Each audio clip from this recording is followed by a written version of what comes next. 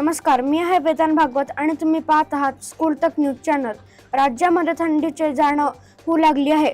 थंडीचा प्रभाव वाढत जाईल त्या प्रमाणात राज्यातील प्रदूषणाच्या पातळीही वाढत जाईल। यामध्ये राज्यातील सर्वच शहरांमध्ये ही प्रदूषण पातळी स्थानिक नागरिकांसाठी घातक असून निर्धारित मानकांपेक्षाही निर्देशांक अधिक असल्याचे समोर आले आहे। वातावरण फाउंडेशननी एन्व्हायरमेंटलिस्ट यांनी संयुक्तपणे महाराष्ट्रातील शहरांचा 2024 ते 25 साठीचा हवेच्या गुणवत्तेचा अहवाल प्रकाशित केला आहे।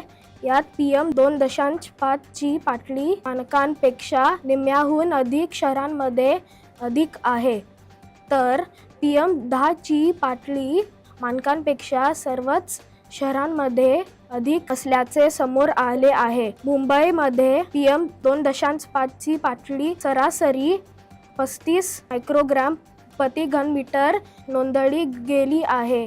ही पातळी राष्ट्रीय मर्यादेत आहे। मात्र जागतिक आरोग्य संघटनेच्या मानकांपेक्षा ही पातळी अधिक आहे।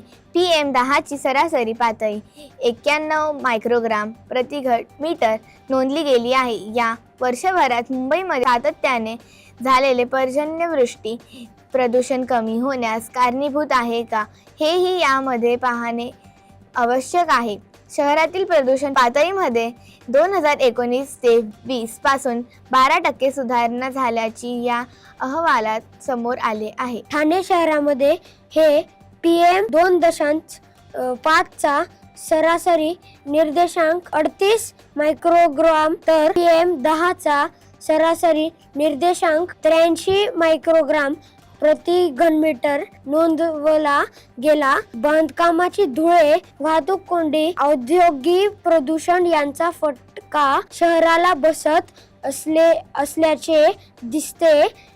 नवी मुंबईच्या सातत्याने विकास होत आहे, त्यामुळे 2019 ते 20 च्या तुलनेत या शहरात PM 10 चा सरासरी वाढल्याचे नोंदवले जात आहे।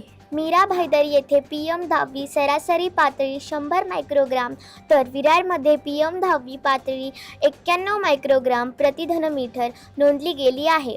या दोन्ही शहरांमध्ये ही पातळी निर्धारित मानकांपेक्षा अधिक आहे। उल्हासनगर हे प्रदूषण हॉटस्पॉटपैकी एक असून या शहराला राष्ट्रीय स्वच्छ हवा कार्यक्रमांतर्गत कमी निधी मिळाला आहे।